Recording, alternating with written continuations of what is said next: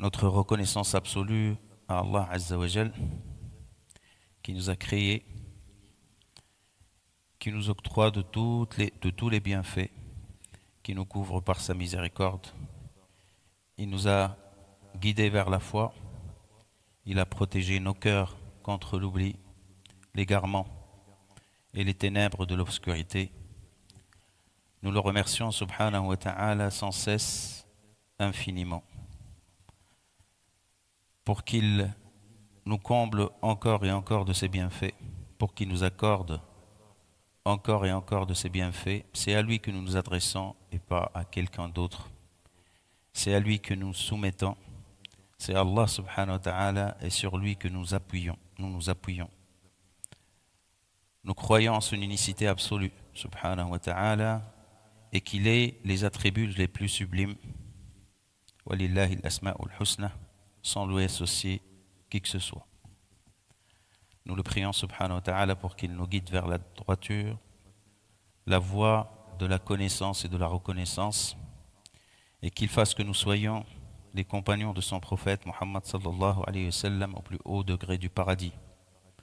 Muhammad sallallahu alayhi wa sallam qui a accompli sa mission de la meilleure façon, alayhi salatu wa sallam, qui a transmis ce qu'Allah subhanahu wa ta'ala lui a confié, qui était l'exemple pour toute l'humanité et la miséricorde offerte à tout un chacun parmi les humains.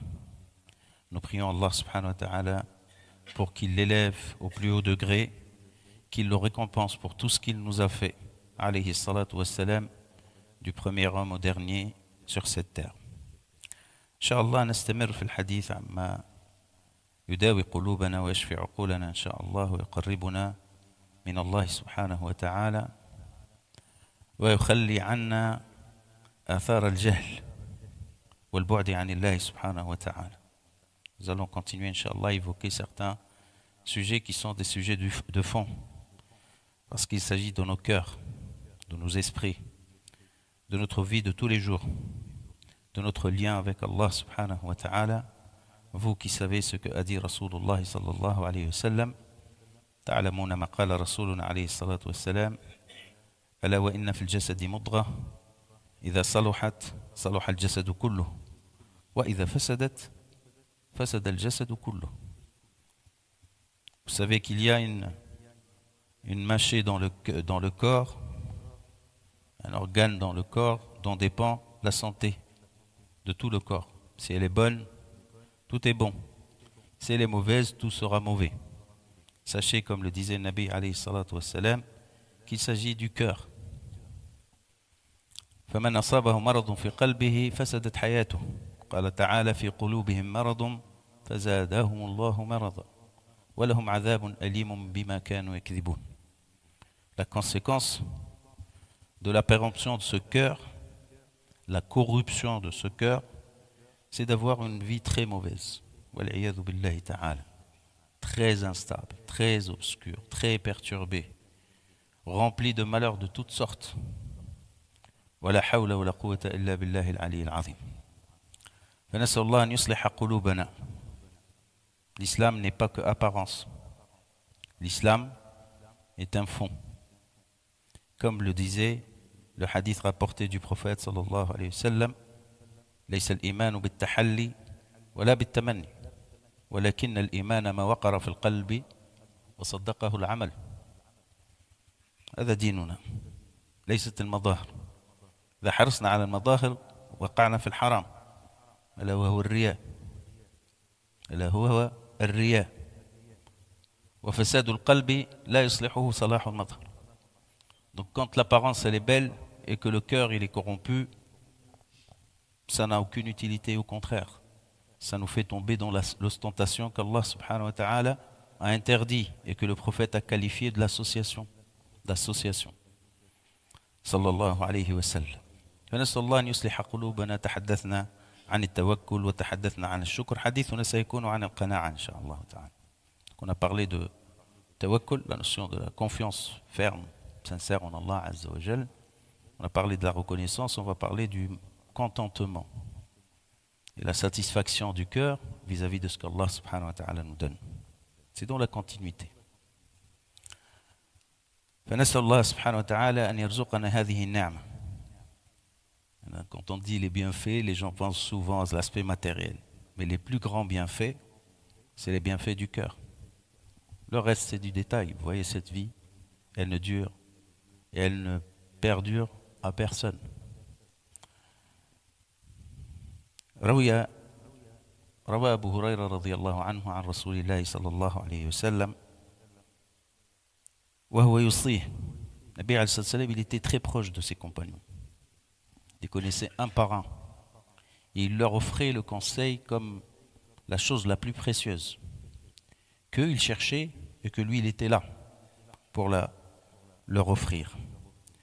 Donc, قال النبي عليه الصلاة والسلام يا أبا هريرة كن ورعا تكن أعبد الناس. كن ورعا. الورع هو اتقاء المحارم واتقاء ما يؤدي إلى المحارم. On va y venir, Inch'Allah, dans une prochaine khutbah. Le scrupule. Sois scrupuleux. Tu seras l'homme le plus adorateur d'Allah subhanahu wa ta'ala. Donc le scrupule qui consiste à éviter le haram et tout ce qui mène vers le haram. On en reparlera plus tard, Inch'Allah. Warda bima qasama Allahu lak takun min aghna an-nas. Accepte, sois satisfait de ce que Allah t'a donné. Tu seras parmi les hommes les plus riches. Takun min aghna an-nas. Déjà, بين لنا النبي عليه الصلاة والسلام أن الغنى ليست كثرة الأموال. Donc déjà, c'est clair. La richesse, c'est pas le tas d'argent ou la quantité d'argent ou de pouvoir que nous avons ou que nous aurions entre nos mains. وأحب للمسلمين والمؤمنين ما تحب لنفسك وأهل بيتك. Et aime aux croyants et aux musulmans ce que tu aimes pardon, pour toi-même et pour ta famille. واكره لهم ما تكره لنفسك ولأهل بيتك. Et déteste qu'ils subissent ce que tu détestes de subir toi-même et ta famille. تكن مؤمنا. Tu seras parmi les vrais croyants.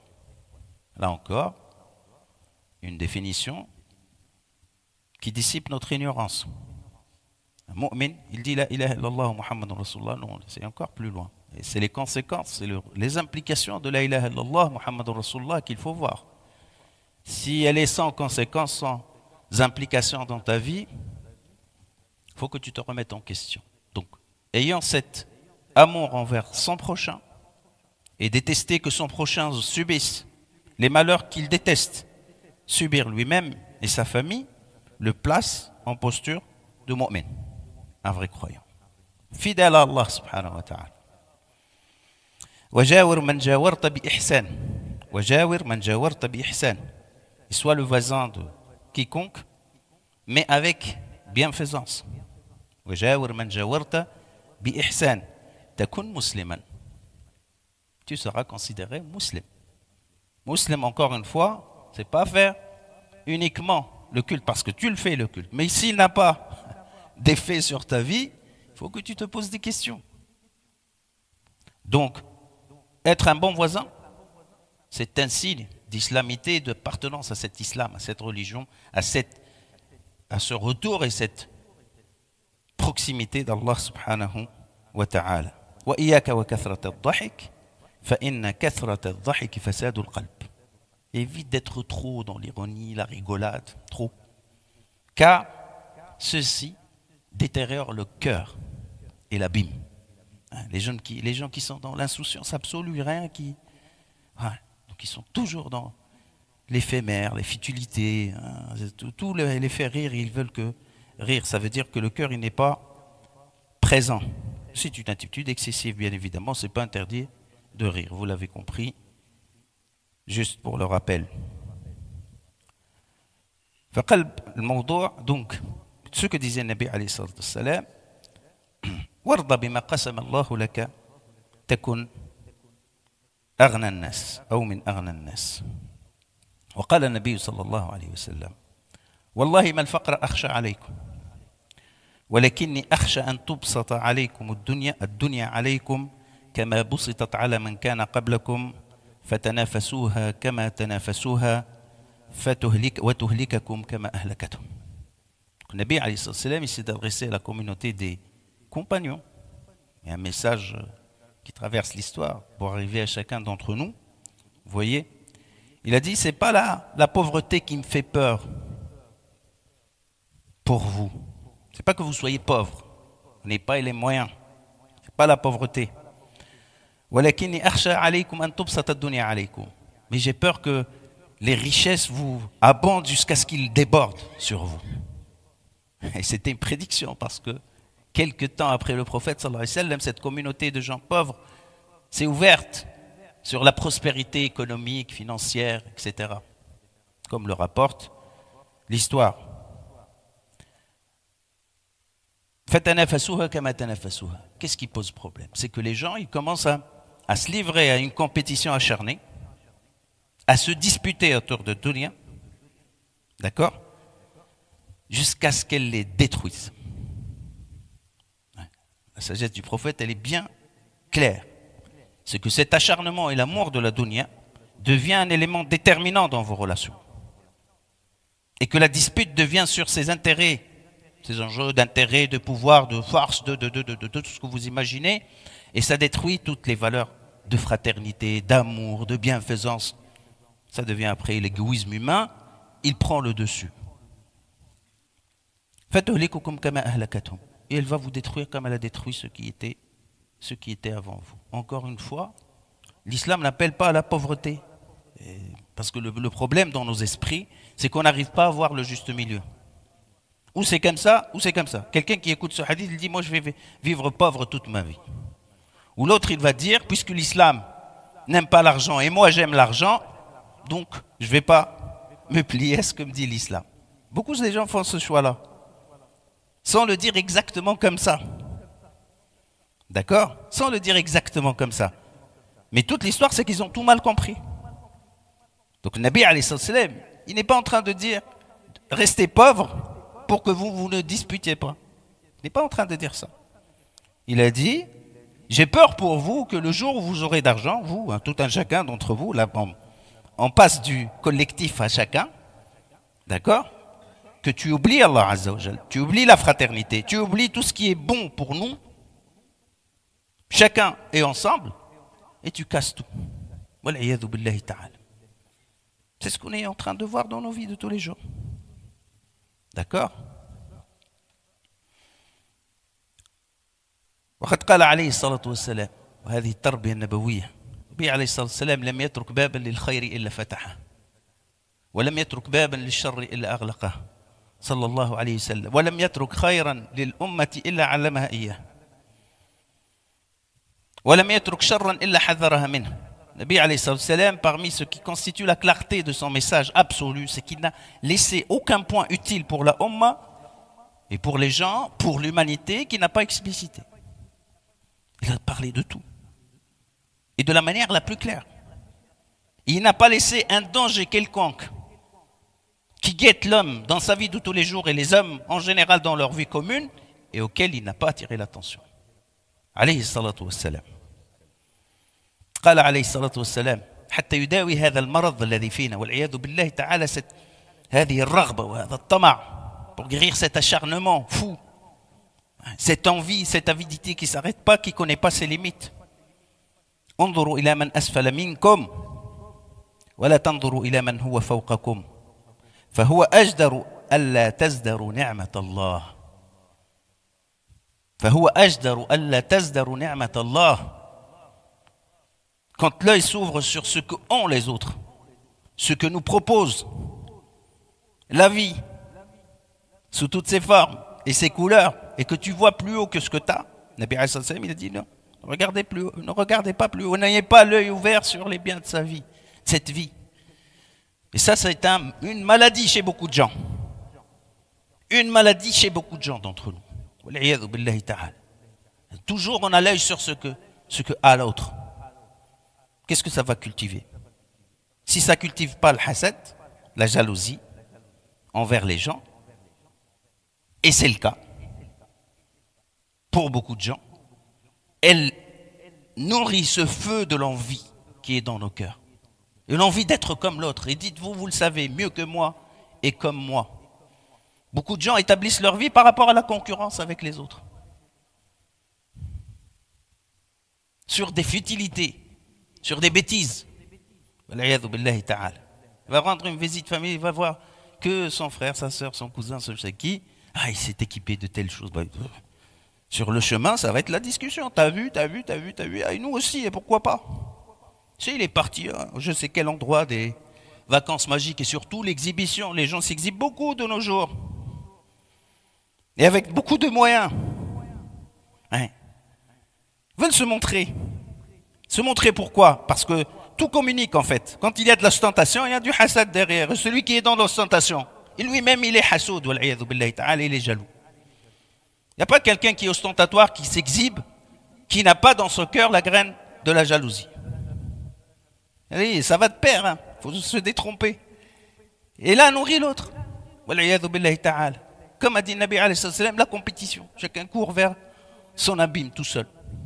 Et il entraîne les autres avec lui. Donc ne regarde pas, sauf dans le ta'at.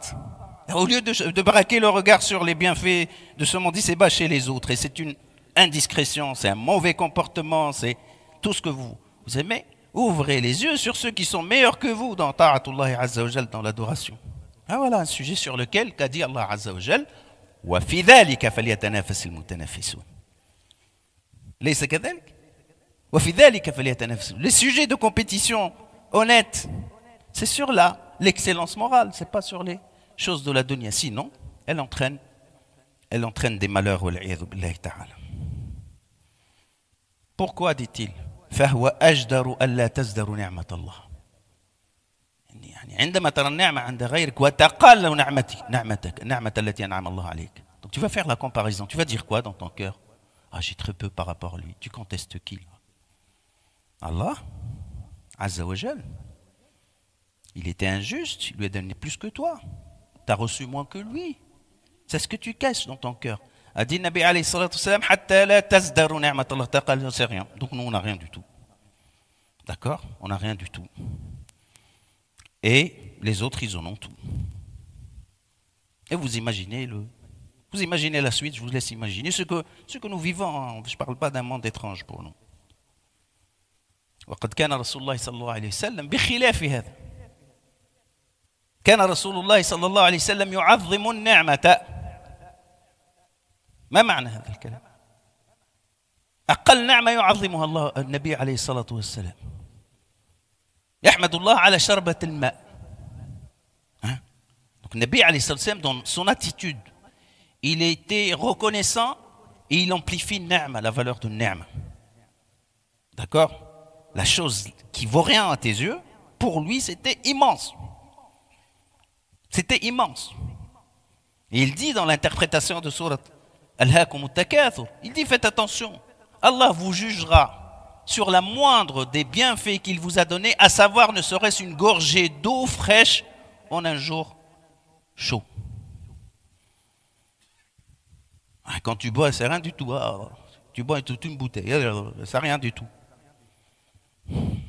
Alors que Nabi alayhi salam, la gorgée d'eau fraîche, pour lui c'était énorme. Alayhi salatu wassalam.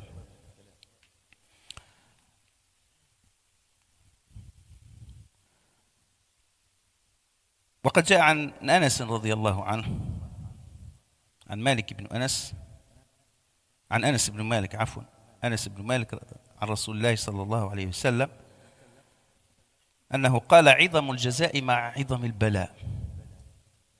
La récompense, la rétribution, elle est proportionnelle à l'ampleur de l'épreuve. Ça dépend. Si ton épreuve elle est dure par rapport à toi, parce que vous savez, une épreuve facile pour moi, elle est peut-être dure pour toi. On est d'accord? Donc Allah subhanahu wa ta'ala, selon ce que vit son serviteur, s'il subit l'épreuve avec difficulté, Allah lui multiplie la récompense. عظم الجزاء مع عظم البلاء وإن الله إذا أحب قوما ابتلاهم. Quand Allah il aime quelqu'un, il éprouve. ومن رحمة الله تعالى أن البلاء على بقدر الاستطاعة يبتلى الرجل على حسب دينه. Donc quand Allah il aime quelqu'un, il le pousse vers l'excellence. Donc il lui le soumet des épreuves pour les surmonter pour se rapprocher encore plus d'Allah Azza wa Jal. وأن الله إذا حب عبدا ابتلاه. نسأل الله سبحانه وتعالى أن يرزقنا الصبر والاحتساب والرضا بقضاء الله عز وجل. On est très vulnérable, on est très susceptible, on se plaint tout le temps, rien ne nous plaît, on crie à tous les... Vous voyez, c'est énorme. وأن الله إذا أحب قوما ابتلاهم فمن رضي فله الرضا. Celui qui accepte, il aura la satisfaction d'Allah subhanahu wa ta'ala. Tu veux savoir, beaucoup de gens me posent la question, est-ce que l'ibtila, l'épreuve, c'est un signe de colère de Dieu ou est-ce que c'est un signe d'amour et de préférence? La réponse, elle est là. Tout dépend de ton attitude. Tu veux savoir si c'est un ibtila ou une épreuve positive ou c'est une punition? Regarde ton attitude. Si ton attitude est apaisée, donc le résultat, tu le vois devant toi-même. Si tu es dans la rébellion, la colère, la plainte matin et soir, jour et nuit, ça veut dire que tu as raté ton épreuve. Et que cette épreuve, peut-être, elle serait une sorte de souffrance affligée à toi. فَمَنْ رَضِيَ فَلَهُ الرِّضَى وَمَنْ سَخِطَ فَلَهُ السَّخَطُ. Et c'est lui qui est dans l'insatisfaction, avec toutes ces manifestations qu'Allah subhanahu wa ta'ala nous excuse. On ne va pas s'arrêter de se plaindre, j'ai mal ici, mais il ne faut pas non plus exagérer. Et surtout, il ne faut pas se plaindre d'Allah Azza wa Jal.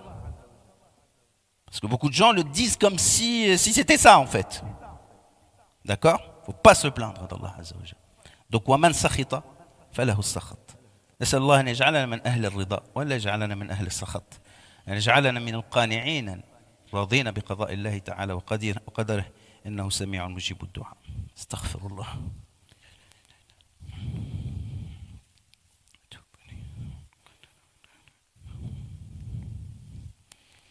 الحمد لله وكفى والصلاة والسلام على الحبيب المصطفى سيدنا محمد وعلى آله وصحبه وسلم تسليما كثيرا ونشهد أن لا إله إلا الله وأن محمدا رسول الله اللهم صل وسلم وبارك عليه وعلى آله وصحبه أجمعين. سنتم إن شاء الله هذا الموضوع المرة القادمة. نسأل الله أن يرزقنا الصحة والعافية جميعا إن شاء الله وأن يبارك في أعمارنا إنه سميع مجيب الدعاء. ونختم بها الدعاء للنبي عليه الصلاة والسلام في هذا الباب. مش مشتهر، هذا حديث مشتهر، ولكن أنصح نفسي وإياكم بأن ندعو بما دعا به النبي عليه الصلاة والسلام فهو أصبب القول وأحبه إلى الله.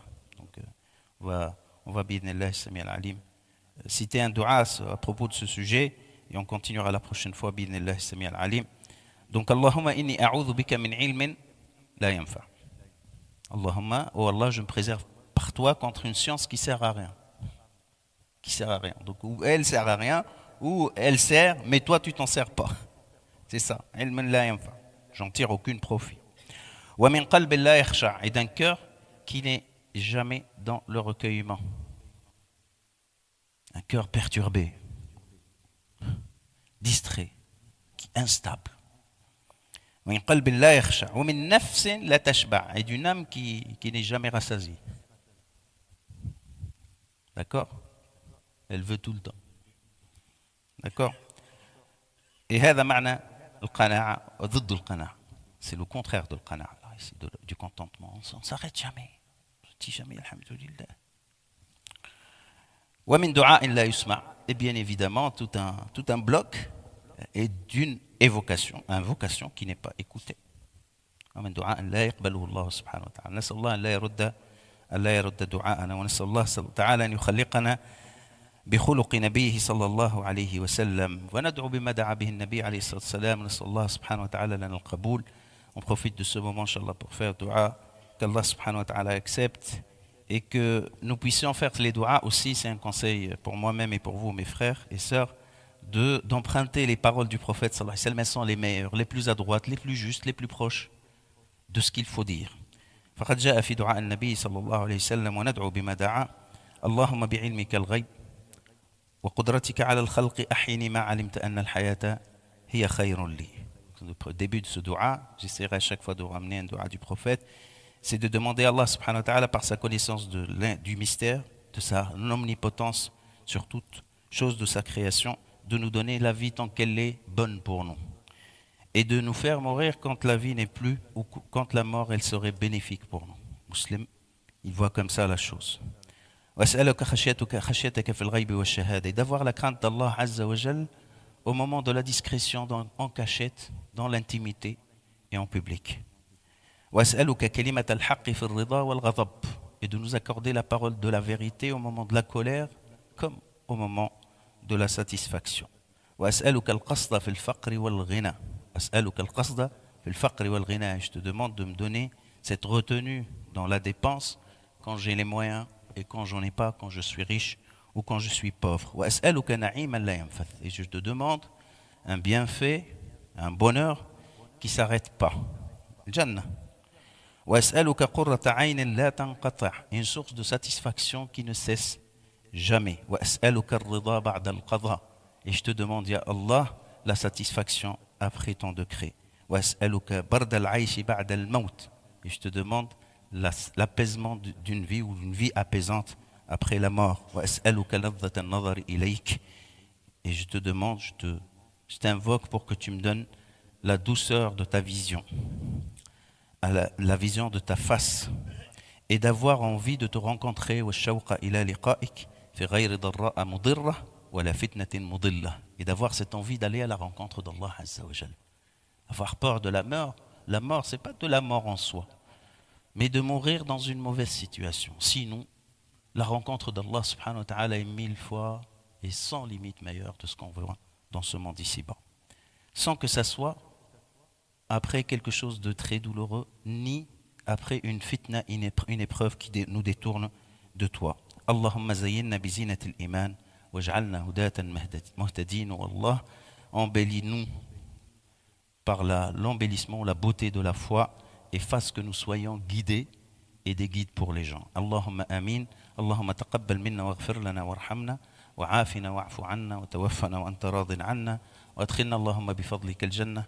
اللهم وسع على كل من كان منا في ضيق. اللهم من كان في ضيق فوسع عليه من ضيقه، ومن كان ذا حاجة فاقض له حاجته، ومن كان معسرا فيسر له أمره، ومن كان محزونا ففرج عنه غمه، ومن كان مظلوما فانصره على من ظلمه. اللهم بدل عسرنا يسرا وضيقنا وسعا وخوفنا أمنا وجهلنا علما، وثبتنا بالقول الثابت في الحياة الدنيا وفي الآخرة يا رب العالمين. اللهم اغفر لنا ولوالدينا وارحمهم كما ربونا صغارا، اجزهم بالإحسان إحسانا وبالسيئات عفوا وغفرانا. اللهم اجعل خير أيامنا يوم نلقاك وأنت راض عنا، وخير أعمالنا خواتيمها، وأحب لقاءنا وحبب إلينا لقاءك يا رب العالمين. وصل اللهم وبارك على سيدنا محمد وعلى آله وصحبه أجمعين. سبحان ربك رب العزة عما يصفون، وسلام على المرسلين، والحمد لله رب العالمين.